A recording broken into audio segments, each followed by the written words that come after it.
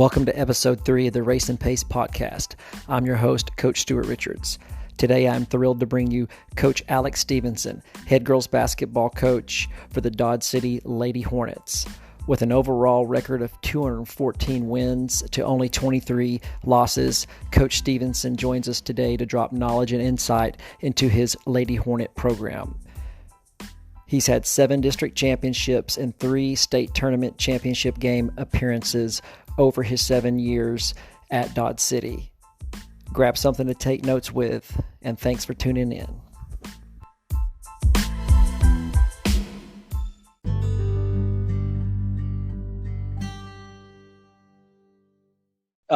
Coach Stephenson, head girls basketball coach for the mighty Dodd City Lady Hornets, is joining us here today. So excited, and thank you for coming on episode 3 of our Race and Pace podcast. How are you, sir? I'm good. Honored to be on here, man. Oh, man, thank you for being on here. So we'll just get right into it. And so tell us a little bit about your journey and path into education and coaching, please.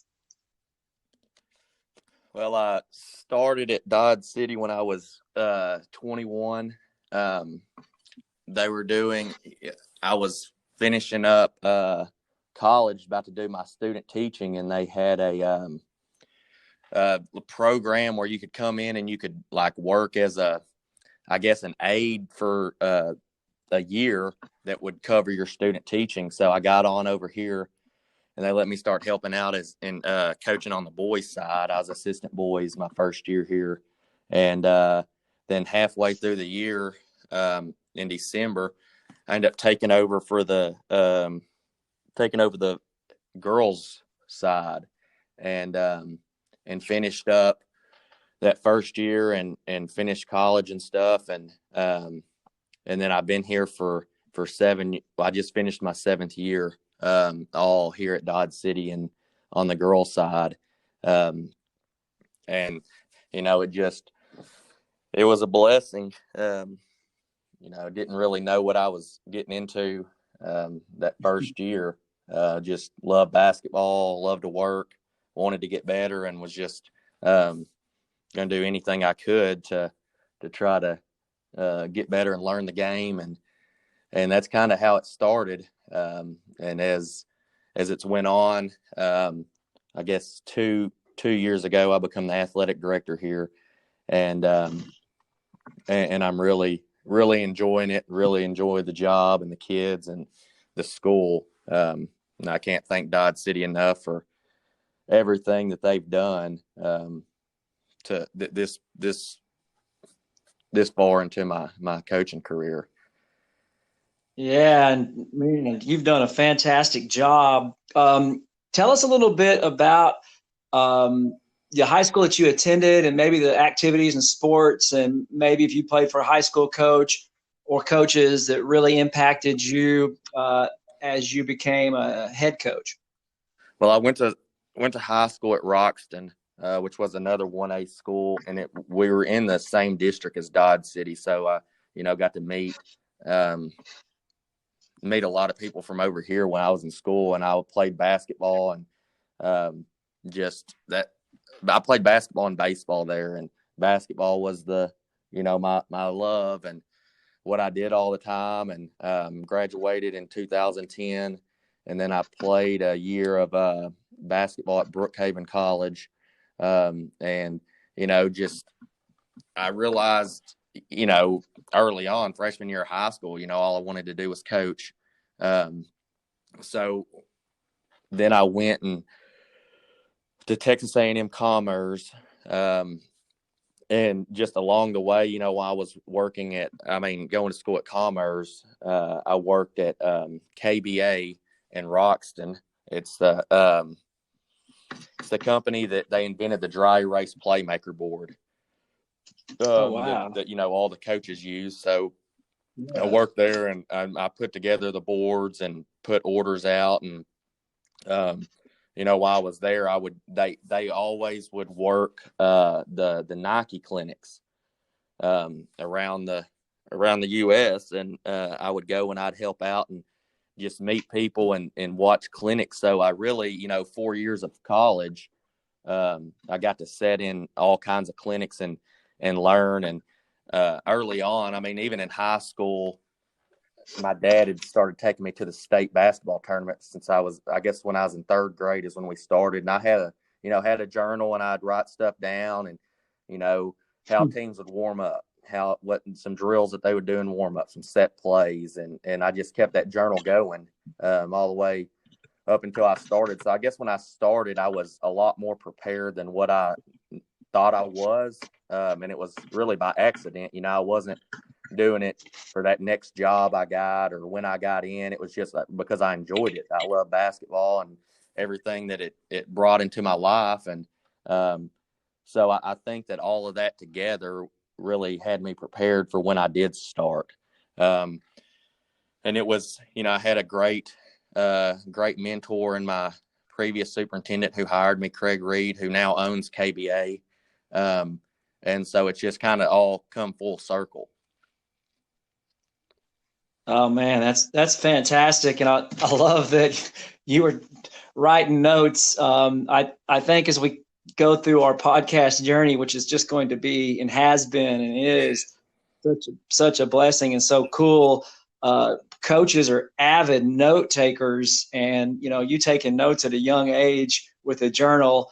I think that's really just awesome and cool. But anyway, so.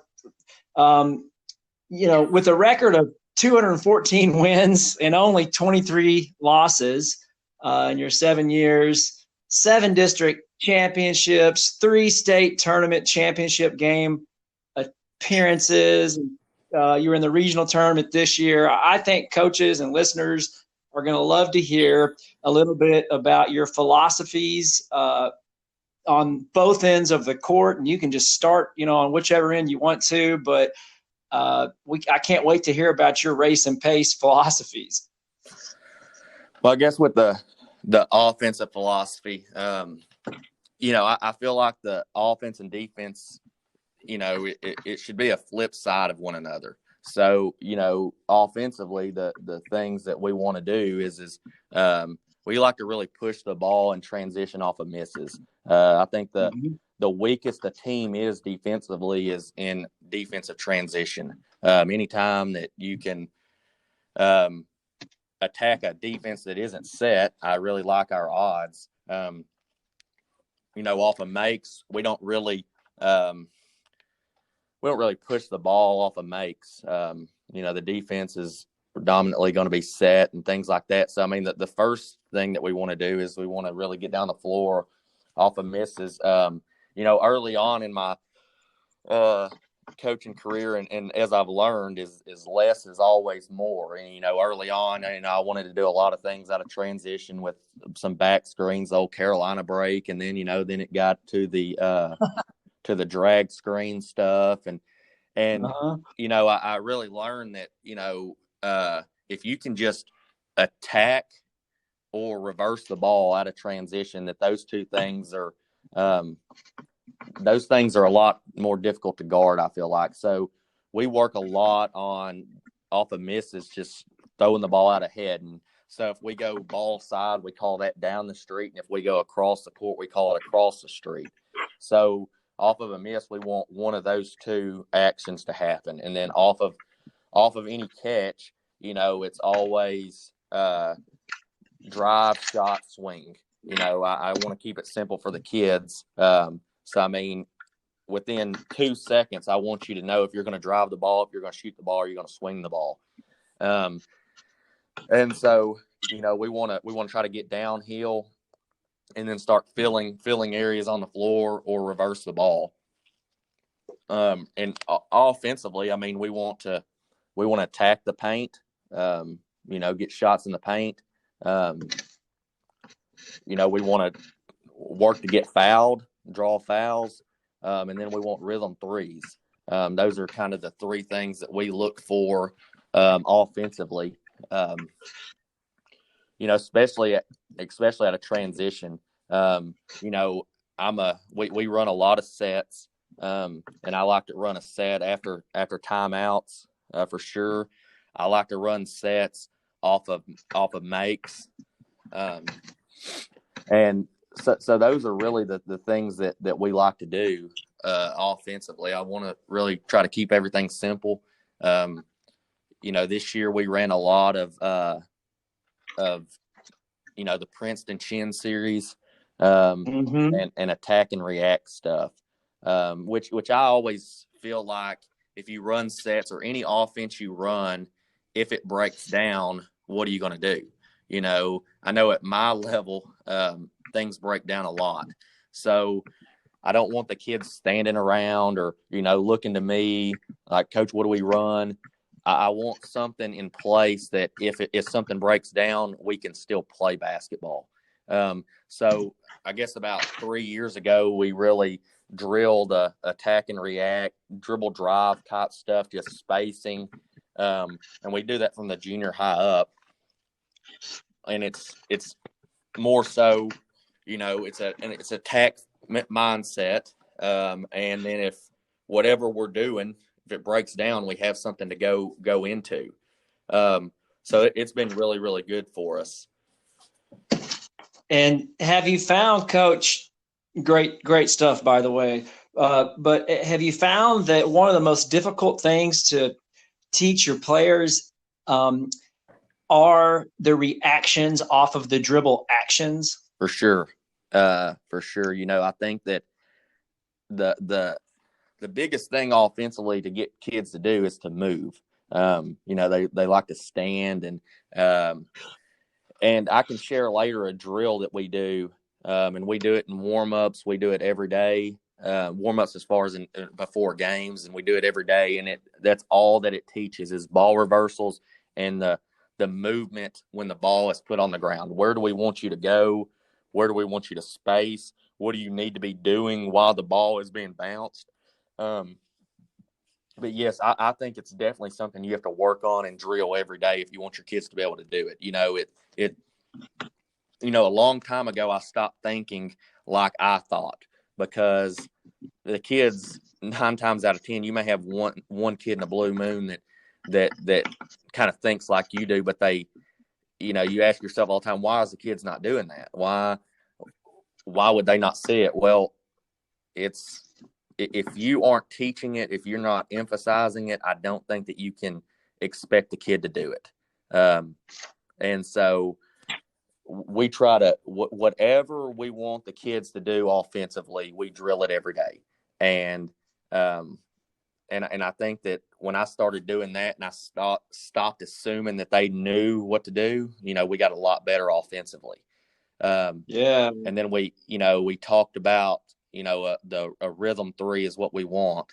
It's not something I talk about as far as, the only 3 shots we want is a layup, a free throw, or a 3-pointer, but it's everything we do it does assemble those 3 shots. So we spend a lot of time shooting. We do a green light system. So in the fall, it's a little drill we put together, and it's 9 spots around the perimeter. You got 10 shots from each spot, and you have to get it done in 5 minutes. And so it's 90 shots total with the clock up there. So there's a little bit of pressure. Of course, there's no defense. And to be able to get a green light, you got to go 45 for 90. You have to go 50% on air. And then you have to get 10 of those done. And by doing that, you get a green light. So if you get a green light, and if you can make that many shots, I trust you. You really get to pull it within our offense. And then, anywhere from 39 to 44 makes as a yellow light. And then, you get to shoot the ball when you're open. Anything under that, you're red light, which means you don't get to shoot the basketball. And so that's kind of how we define, as far as the rhythm 3s, which ones you get to take and when you get to take them and things like that. I guess the last 2 years we've won the free throw and the 3-point award for 1A in the state of Texas. And, when I started shooting the ball more in practice and putting an emphasis on it and numbers and goals and things like that, we started shooting the ball a lot better. But I just think in today's game, if you can how do we get the ball inside? Well, if we can make outside shots, it opens up the inside. Well, how do we get outside shots? Well, if we can shoot the ball from the inside and make them guard from the inside, we can get good outside shots. So, that's why really offensively we want to get the ball in the paint, and then we want to be able to shoot the ball from outside. Oh man, that's fantastic information. I love the green light shooting series and ideas. And that drill, that sounds like that'd be something that kids would just love to get after and compete. And I can't wait to hear your reactionary drill, maybe a little bit later on. So defensively, how do you marry these two together? Because it sounds like offensively on misses, you guys are in absolute go mode. And then what defense do you use primarily to generate these misses and turnovers you guys are so well known for? Well, we, so then the defensive philosophy is, we focus on four things. For one, transition defense. The quickest way for me to call a timeout is giving up a transition layup. We do not want that. So we work a lot on transition defense. The next thing is we want to keep the ball out of the paint without fouling, which we did not do a very good job of this year. But we want to keep the ball out of the paint. We don't want to give up rhythm threes. So, we always talk about contesting with everything you have. We want to make sure that every shot taken, there's a hand up. So we chart that, and we talk about that in practice, that every shot taken, we want it to be contested. If they make a tough shot with the hand up, I can live with that. And then the last thing that we want to be great at is, holding teams to one shot. So I wouldn't say that we do that the defensive philosophy is just geared around turning them over. It's more so we want everything to be difficult. Early on, we pressed a lot more. We pressured the ball a lot more. I had a lot more depth. And now, I've kind of turned it more into, we're going to protect the paint. We're going to make everything difficult on you to the best of our ability. Which is the flip side of the offensive. We want to try to get some transition baskets off of misses. We want to try to get to the paint and get fouled. We want rhythm threes.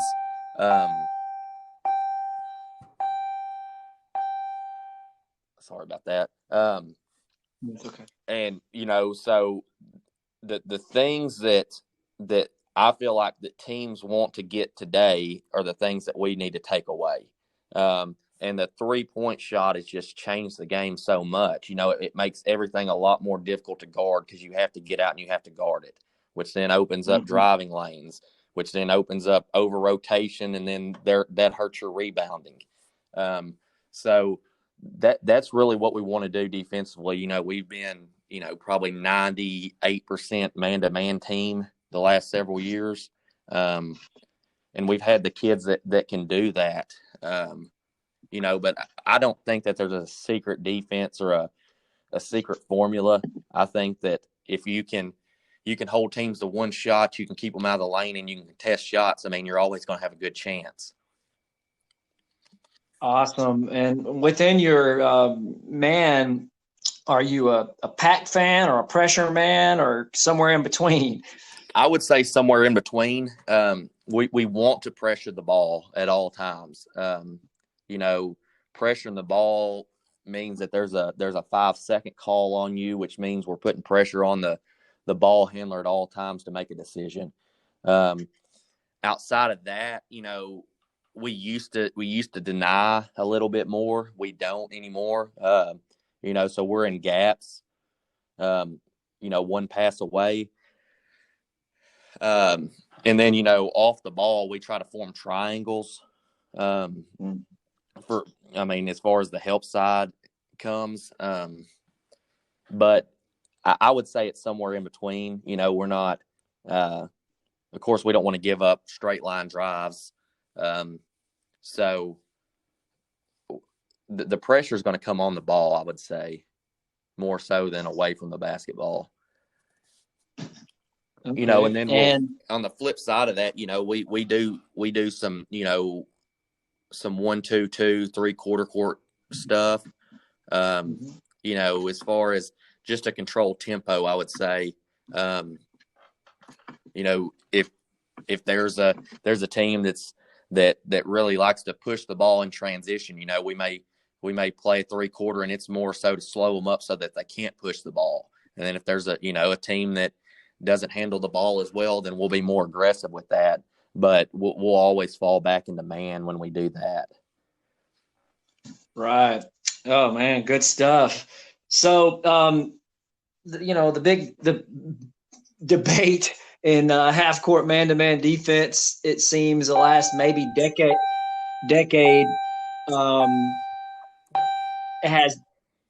has been, if you're playing half court man with good ball pressure, where's your checkpoint? Do you want to are you forcing baseline? Are you forcing middle? It sounds like you want to keep them out of the middle at all costs. So do you guys try to force baseline? Yeah, for sure. That has been our go-to is we don't want the ball in the middle of the floor. So we almost on ball go toes to sideline. As far as not ever letting it go to the middle. That's one thing we try to drill and emphasize every day is just keeping the ball on one side of the floor. And it's just like, on our offensive philosophy, we really believe in ball movement, getting the ball from side to side. Well, defensively, we don't want that to happen. We don't want the ball to be reversed. And, our help defense, like I tell our kids, it's your insurance. We all have home insurance and auto insurance, and that insurance is there in case we get in trouble.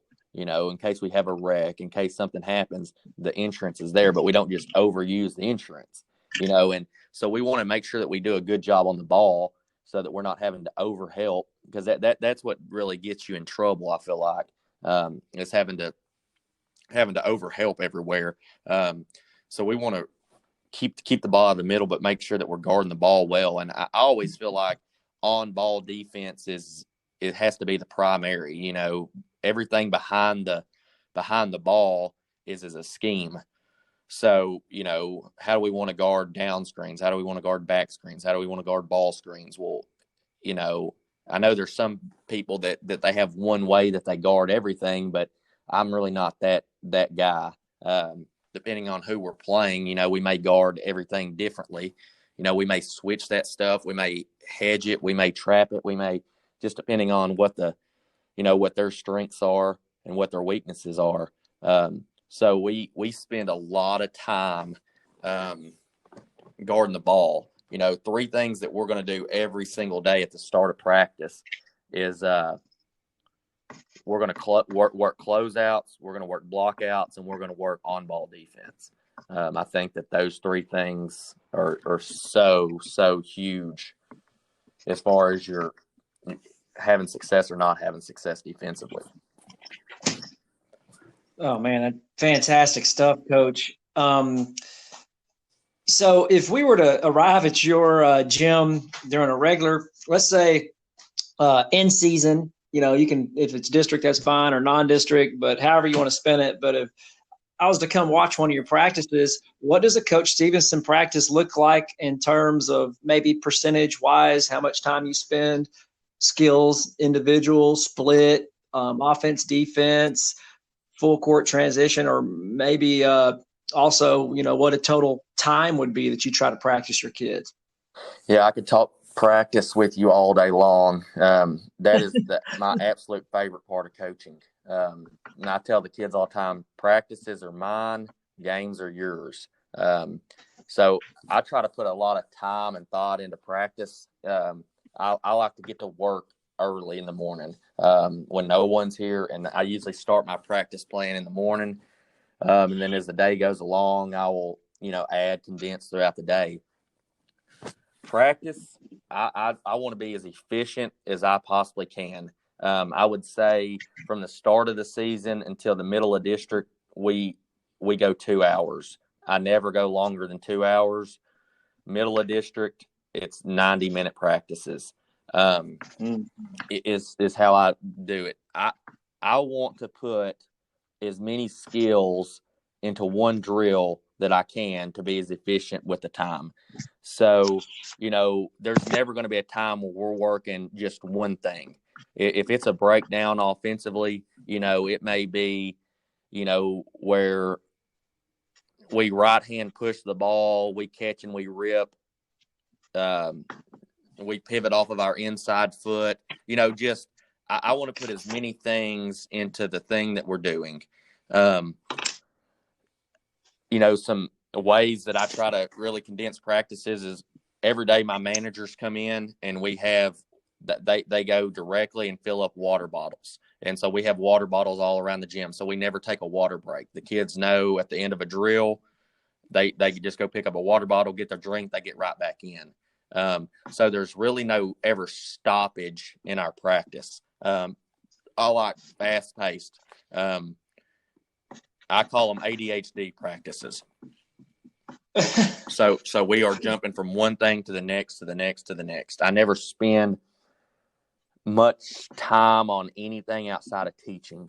I like to teach early so that when we do drills, it's more about repetition than it is stopping them. I never really stop a drill. I coach on the go. So we're not going to be in the middle of a drill unless we're just butchering it and not the effort's bad or something like that. I'm coaching on the go, so we never stop.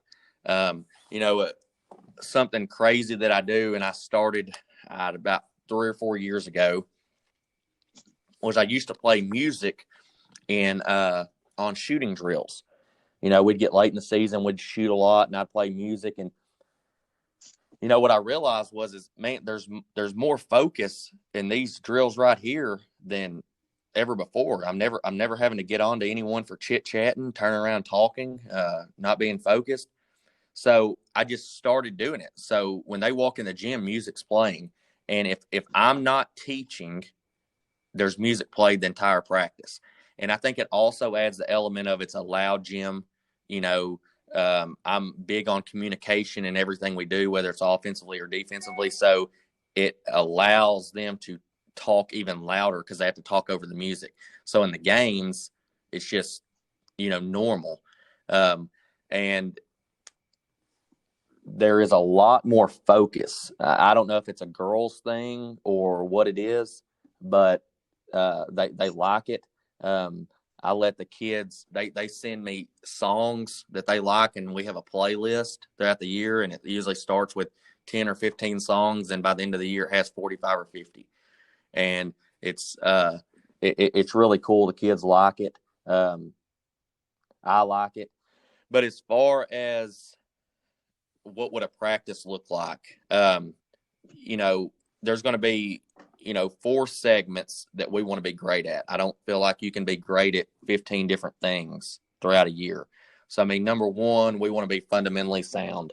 So the first part of our practice is always going to be on fundamentals. We spend a lot of time on footwork, passing, and then, of course, those 3 defensive fundamentals we talked about, which is closing out, blocking out, and guarding the ball.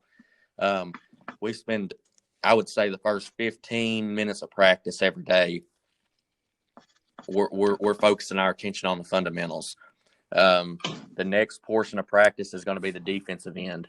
After that, it's going to be like our half-court offense, our transition into half-court offense, and then the final segment of it is going to be a lot of shooting. And those are things that we want to be really good at, so that we're going to, emphasize those daily. And in the mix to those, if we're working press break, we're going to add the press break into our offensive side. And I would say that, a normal, like if I pulled a practice plan out from, like the playoffs right here, there's going to be a footwork drill for 1:30, a footwork layup drill for 2 minutes, a full court layup drill for 2 minutes, a transition drill for 2 minutes, a zone passing drill for 3 minutes, working on press break for 4 minutes, free throw shooting drill for 4 minutes, a shooting drill for 2.5 minutes, and that's kind of how we roll. Everything is – I want to get it to the point where I can yell out the drill, and in 5 seconds we're set up. And I'm blowing the whistle, time's on the clock, and we're rolling. And there's never any stand-around time. I want the kids moving the entire time. And I'm not a real big, put the kids on the line and run them. We have a goal and everything we do. There's always a time and a number we got to reach. Everything's competitive. And if you lose, you'll get on the line. There'll be some conditioning. But I want the conditioning to be part of our practice within our drills. If we're only running, 100%. We're only getting better at conditioning. We're only getting in better shape. I'd rather work skills with that. Yeah, that's awesome. And I'm right with you with the music. I think it really, for today's kids and maybe for girls, like you were alluding to, it's huge. It creates chaos. Mm-hmm. It makes them communicate to a level that perhaps, makes them ready for games or better suited to handle the kind of craziness that occurs in games. We have theme days. And so like Wednesday is like Western Wednesday. Friday's Hip Hop Friday. Thursday I choose, and on Thursdays I make them listen to Kids Bop, which they hate, but it's hilarious. But there's always something playing, and I think that really helps them lock in, like you were saying. It's interesting how sometimes noise creates better focus. Oh, for sure. I mean, I think that it's hard enough. So we use 2 phrases every day. I'm not a big put signs up and things like that, but we have 2 things, and it's on our door when they walk out of the gym, on the door when they walk in. And the first thing is the greatest form of toughness is consistency day by day. And what I ask, the hardest thing to do is for you to show up and be your best every single day. I don't think that's an easy task. It's really not an easy task for 14 to 18-year-olds. So I think that you have to do things to make them look forward to practice. Practice is where you get better. If you can bring an excitement to the practice game, I think you're going to be even better. Practice is everything to me. You'll hear things on TV or hear, the average Joe talking about so-and-so got out-coached. I don't think that you out-coach people in games. I just don't. There's too many good coaches out there. There's too many good players. I think where you out-coach people is you out-coach them in practice. How do you practice? What are the expectations? That is where you get ahead, is in practice. We talk all the time about, win state today. We're not trying to win state in March. We want to win state every day in practice. And then, the last thing the kids see before they walk in the gym is a quote that says, our practices are designed to make you successful in the most difficult situations. So I think that practice chaos equals game calmness. I think Fran Fraschilla said that, and it's so true, is if you can make your practices so hard and so difficult and challenge them mentally and physically every day, we hope that there's not a situation in the game that the kids can't handle. And if we're not working on it in practice, I don't see how we can get onto the kid in the game for not being able to execute something or not be able to handle something. And it's practice is one of those things. It's kind of like the carrot and the rabbit. You dangle the carrot in front of the rabbit's face, and as the rabbit gets closer, you continue to inch the carrot further away from them. And I think that in everything that we do, we want the kids to almost get there. And then when they almost get there, we pull it back even further. And we never really want the kids to arrive in practice. We want them to almost be there. And I think that, the season is so long that you don't want in January for the kids to be able to be great at everything you do. You want them to be peaked out and great the last 2 or 3 weeks of the season. How long can these kids play their best basketball? Well, at a max, 2-3 weeks. So we really want to challenge them every day, mentally and physically, and more so mentally. I want the toughness to be the mental side of it. Can we handle every situation that's given to us? And so I think that all that has to be done in practice. So practice is by far my favorite part of the job. Man, fantastic. It's just great. While you were talking, just a random thought popped in my head, but would you like to play the game in Texas with the shot clock for high school? Man, some teams I'm like, oh yeah, I'd love it. It'd benefit us. And then the next year, I'd be like, nah, I'm not a fan of it. I think it takes away the coaching. I mean, it takes away some of the game plans that you can use. I mean, I can think of last year in the regional finals. I mean, we held the ball a ton, and it ended up being a 30, 37, 25 ball game, and that's what we had to do to be the best we could be and to go where we wanted to go. And then other years that we play faster and things like that. It would make it. I do think that with the shot clock, it would make things more challenging. It would bring another element of coaching in. It'd be more challenging for sure. I love the game of basketball. So I wouldn't be upset either way. I would just learn to adjust and try to find ways to benefit it. But I'm up in the air with it. It is interesting how it comes up a little bit, on social media. And, I love your answer. I just kind of think there's not really a right or wrong way to play. It's all within the confines of what you're given. And, currently we don't have that. And so it's kind of interesting to think about if we could that. go out and we could recruit our own players, it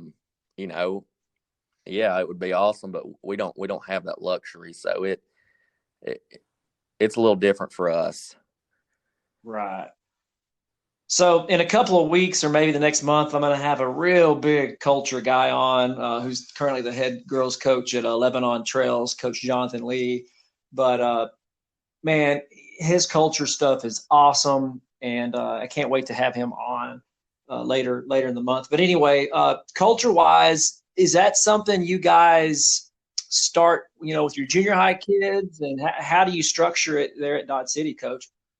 Yeah, for sure it is, and I'm a big believer in culture. I read a book, Urban Meyer, that was at Ohio State, his book, and he had a great quote in there that said, culture eats strategy for lunch, and I believe that.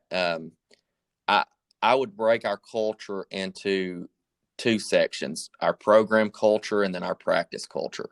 In our program culture, we have a pyramid. And the pyramid is on my office door, and it's down the hallway from the locker room, so the kids see it every day. And at the bottom of the pyramid, the largest section of it, it says character. And how we define the character is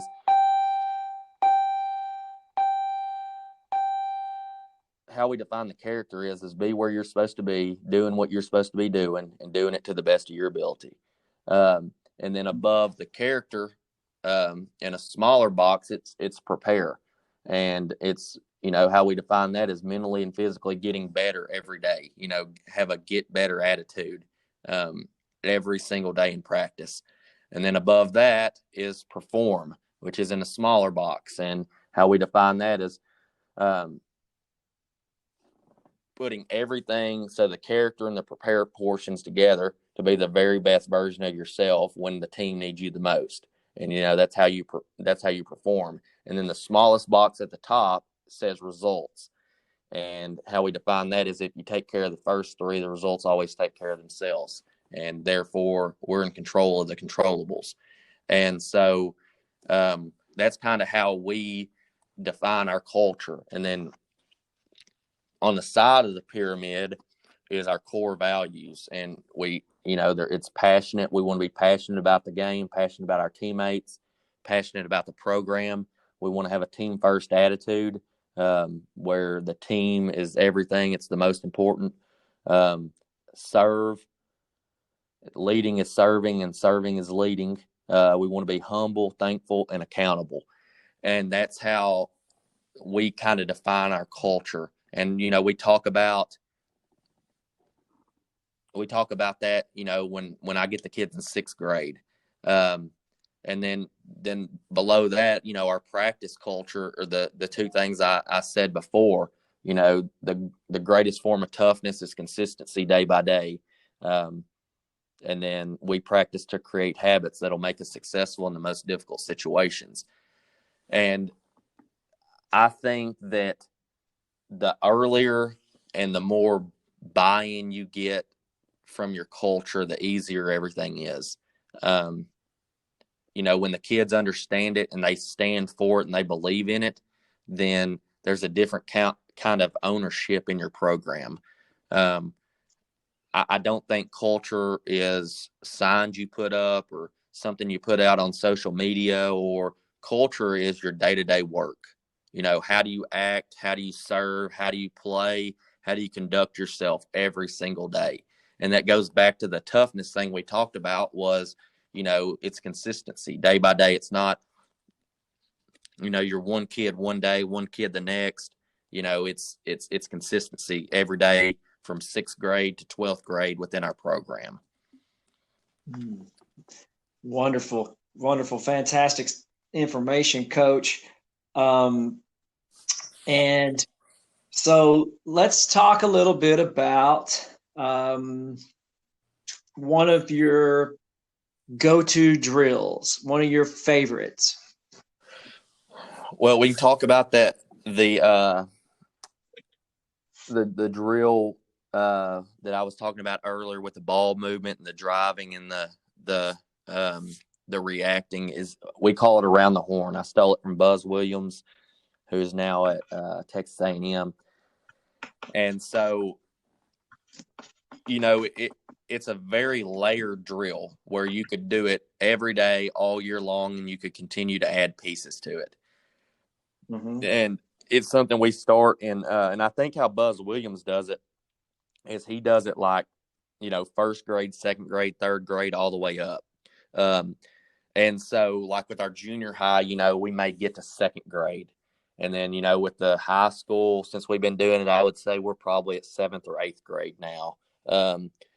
But there's lines at both wings and the top of the key. And a coach will throw the ball to a wing. And one of the big emphasis in it is ball reversal. So, like, I tell mine when we start, like, throw the ball to the bleachers if that means that you are reversing the ball as fast as you possibly can. Once again, practicing chaos so it'll equal game calmness. But so, a coach will be at the baseline with the ball and they'll throw it to a wing, and the wing reverses it to the top reverses it to the backside wing. And when the ball gets to the wing, then the action starts. So, there'll be several things will work here. So we'll talk about a baseline drive, a middle drive, a straight line drive, and a dribble handoff, or you could get to a ball screen, or you could get to whatever you really want to add within your offense.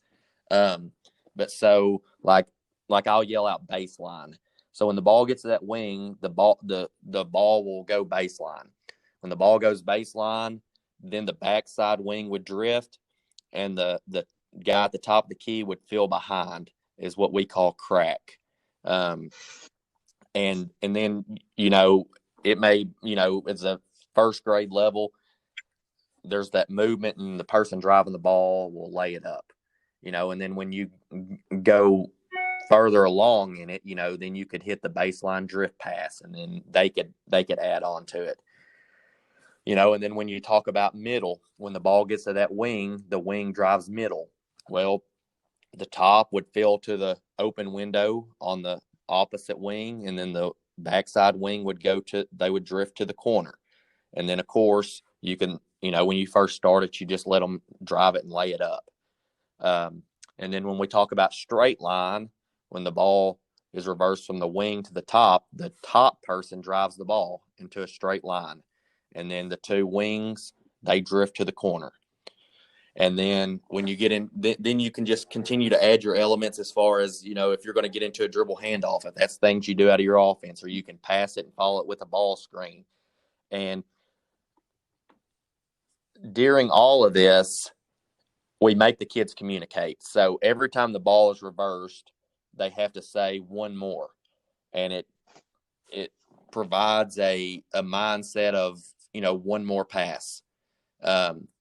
Everywhere the kids move on the floor, they have to say where they're moving. So everything, we have a drift, we have a crack, we have a crack, we have a window. And so we talk about those three things. So when the kids move, they're echoing where they're going. Everyone in the back of the line has to be echoing. So if you're in the back of the line that the person drifts, you'll be saying drift. If you're in the back of the line where they go to a window or they go to a crack, you're saying it. Every time the ball's reversed, everybody in the gym is saying one more. And so it provides communication. It provides ball reversals. You're constantly moving the ball.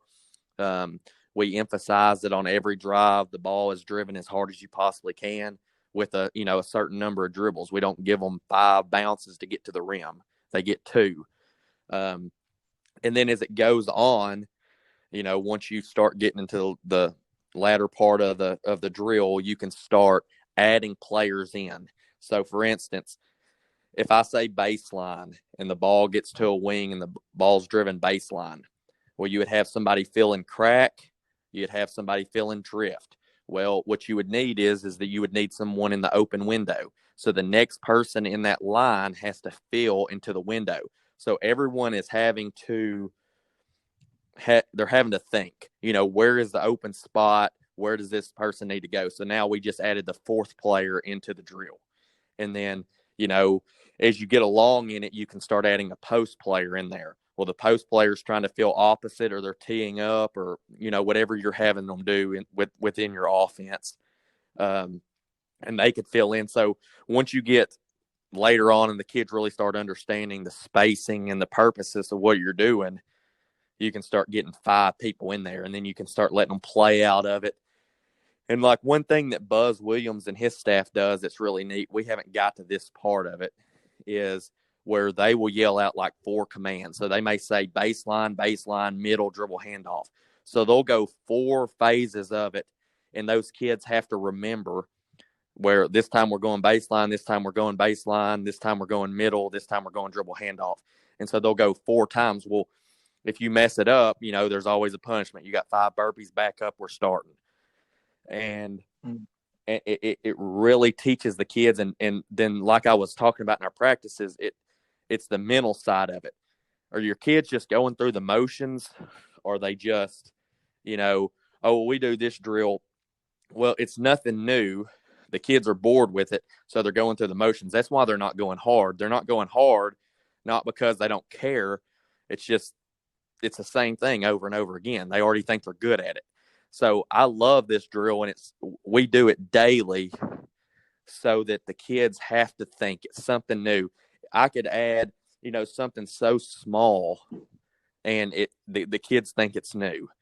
And out of this drill, we're able to work right-hand passes, left-hand passes, the speed of our ball reversals, driving the basketball, moving the basketball, communication, spacing, awareness. So we added 10 skills into one drill. Well, we may spend 5 minutes on that drill. Well, now we don't have to work passing. We don't have to work footwork. We got all of that in that drill. So that's one of my favorite things to do. We do it in warm-ups. We do it every day. And I've seen your teams at your tournament, which you host, which is fantastic, by the way. And then when we played, I saw you guys. I know I saw it in the tournament, and I was thinking that's fantastic work there. That's something, and of course, we'll get shooting out of it too. So when we, for instance, it could be one of those things where we've added all 5 players into the drill now, and I say baseline. The ball is driven baseline. The post feels opposite. There's a crack. There's a window. there's a drift. Well, let's just say the guard with the ball, they finish with a layup, and then we have 4 managers passing the ball out. So now the post gets a shot, you got a drift shot, you got a window shot, you got a crack shot. So within that drill, we're working all that stuff, and now we're working shooting. So we just got 5 shots in that drill. Next ball on, we're going again. Yeah. Awesome. And thank you for sharing that drill with the coaches. I think that's going to be a big hit for sure. I guess we would be remiss if we didn't, touch on today's worldwide virus pandemic and, being out of school and how that's affecting the kids and the teachers and families and just everybody in our great nation. How have you stayed in touch with your team or touched base with the kids? I haven't really gotten to talk to them too much. Every time I see a workout online that would be good that they could do at home without having weights and things like that, I send it to them. I've sent in our group message, that I'm thinking about them. If they need anything, holler, and I mean, I guess more than that, I've thought of ways how do you reach out? How do you touch base? How do you do that? And I don't think there's any perfect way. I just wanted to let them know I was thinking about them if they needed anything. So I've really tried to, and one thing I talked to them about is, this is not ideal for anybody, but what are we going to make of it? So now let's spend a little time on yourself, read a book, listen to a podcast, watch some film, do something to better yourself. And that's kind of what can I do for them? Well, I can get myself better. If I get better, then they can get better. So, I've tried to read books, and I've listened to a lot of podcasts and a lot of clinic videos and things like that throughout this time. Just what little bit can I pick up that I can bring back to my team and help them get better and achieve another goal. And it's allowed, downtime to go back and watch film and, the games that this year that I didn't feel like we did a good job of this or that, and being able to jot down notes and, hey, we need to do this a little bit differently. This is why this worked. This is why this didn't work type thing. So I've tried to flip the script and, what can I do to help my team? Yeah, maybe we can, try to become a tad bit better version of ourselves For sure. While we're going through this. And, but anyway, so I know your time is so valuable, and thank you so much for joining us on episode 3. Thanks for having me. I'm enjoying it. I love to do these things and just connect. And, if there's one thing that I said that can help someone else. Yeah, for sure. It's been my first 2 podcasts before you, Coach Cochran from Winsboro and then Coach Davis from Lake Dallas. That was the number one thing. They just wanted to help people and coaches. And I just think that's just a testament to the Texas high school coach, man. For sure. Yeah. But so let's have some fun here. So you can sit down and with one person living or passed away and have coffee with them. Who would you choose? Man, there was 2 people that would be awesome. One professional, and then one just because I think they're cool. Professional, I would choose Brad Stevens, who's the head basketball coach for the Boston Celtics. He was at Butler before that. Just a huge fan of him. His coaching style, his brain, his philosophy, everything. I think it'd be cool to sit down and pick his brain. And then outside of basketball, from a professional standpoint, I would choose Adam Sandler. I think that he is cool. I've watched every movie he's ever been in. He's hilarious.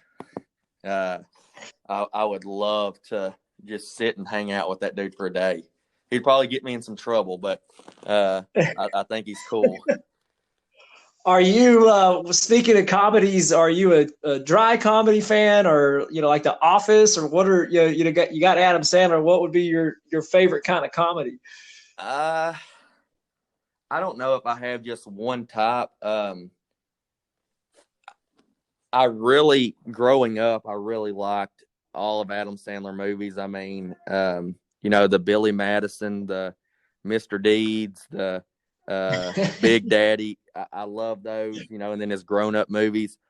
But as far as a movie, I'm probably, if Adam Sandler isn't in it, I'm going to choose something that has me thinking the whole movie, some kind of action movie that I have no clue until the end what happens or who's the bad guy or anything like that. I'm into it.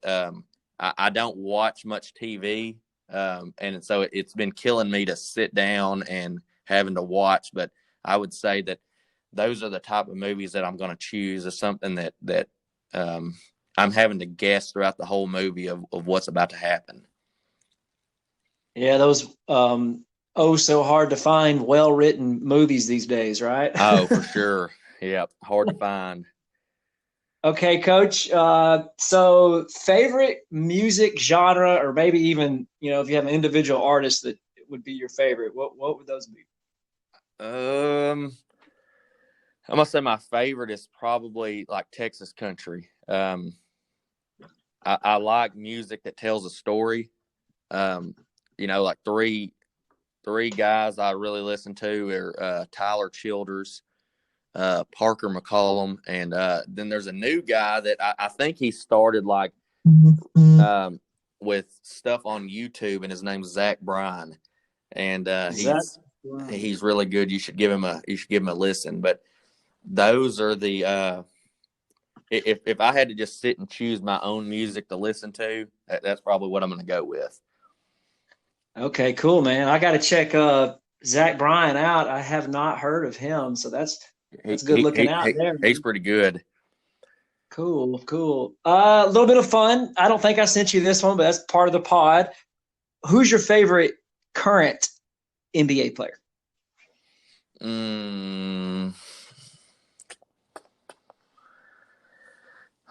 That's a tough one. I like Steph Curry. I like who he is as a person. I like his game. I like how he's changed the game. I remember watching him when he was at Davidson and upsetting everyone in the tournament. I would that's probably who I'm going to go with. I've missed watching him play. Was that back in 2009 or 10, by the way, already? Yeah, it was a long time ago. There was actually, they're playing all these reruns, and their game against, I think it was Gonzaga, I was watching the other day, and man, that dude put on a clinic in that tournament. But I enjoy watching him play. He's probably my favorite. I really enjoy watching the Marcus Smart, who played at Flower Mound Marcus and played at Oklahoma State. Man, if our kids would just sit down and watch his effort and intensity and toughness of just what he does throughout the minutes that he plays, I think that they could get more out of that than. I have a theory that he may have the strongest hands in the entire NBA. Oh, that dude, he's a workhorse, man. He is the glue for sure. Yeah. Okay. Fun stuff here. And then, sadly, as we kind of start to wrap our pod up, who's been maybe one of the largest influences on you professionally in education and coaching? For sure, it'd be Craig Reed, who he is the suit that hired me, and now he retired 2 years ago, and he owns and runs KBA. But he taught me how to be a professional. He taught me how to work. He's not the guy who set me down and taught me the X and O's of basketball, but he taught me, what it was like to be a coach, to be a professional, to to just work, to get better. He's one of the guys that he could always, no matter what, he could challenge you to get better. You know, the second that you started thinking you were pretty good, that you had done a good job, he'd be the first one to tell you that you could do better. You need to look at these areas. And, you know, in the moments you don't really appreciate it, but, you know, he was and still is, you know, one of the first people I call about anything. He has a different perspective on things. And just, I would say the biggest attribute that he taught me was how to be a leader, how to not let, you know, your emotional decisions affect you, to think through things and to, you know, no matter what happens, you know, lots of things happen throughout a season, you know, injuries and a kid quitting, you know, you losing a game you weren't supposed to, you know, a parent meeting over math class when you're about to have to go get ready for a, you know, a regional tournament game. No matter what it was, he taught me how to move on from that, to, you know, stay in the moment, to figure a way to make the best decision, to be the best you can be, and put everything else to the side. But he definitely has really impacted my career so far. And still to this day, like I said, you know, he's retired and he's not here, but I call him all the time and ask for advice and things like that. And that's fantastic. And great shout out there for Mr. Reed from you. So let's wrap it up with this. I read this on your webpage. I did a little research, Coach. And so I want to ask you about this. Your quote is, "Leaders are visionaries with a poorly developed sense of fear and no concept of odds against them. They make the impossible happen." And so maybe for new coaches that are starting new programs, like I'm just working on finishing up my first year of being a head girls coach, or brand new coaches out of college that are taking over programs. How do you make the impossible happen, Coach? I think you cannot be scared to make the big decision, or to do what you think is right. I think that you have to put, you know, the politics of it, what's he or she going to think, what, you know, just go be you, you know, don't let fear keep you from making the decision or doing what you want to do. I think that controls our lives now, of what is so-and-so going to think, what is this parent going to think, what is a kid going to be mad at me, is, you know, all of those things. I think you got to be fearless in your pursuit to what you're wanting to accomplish. And, you know, the biggest piece of advice I'd give somebody getting in is don't try to be somebody you're not. Don't go to this coaching clinic and see this guy who coaches this way and you're going to try to be that way. Like that's not, I think kids see through that quicker than anything. Like, be original, be yourself.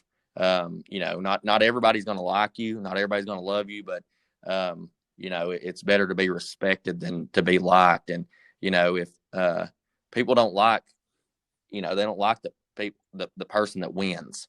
You know, they don't like the person that's at the top or this or that. So, like, don't be scared to do your own things or to be original or put your own thoughts on something. I think that is huge, and it'll, you know, and your thoughts and the things you do may not work out for you, but, you know, learn from them and move on. But I think that you have to be you, and that's the most important thing in coaching, I feel like. That's great. There's a quote somewhere. something to the lines of "Be yourself, everyone else is taken." Exactly. I you know, and I failed in that early on. You know, as far as you see a coach you look up to, and you see the way that they coach on the sidelines, or you go watch them practice and things they do, and that's great. I think that every one of your mentors, you need to take the positives and weed out the negatives of what you see.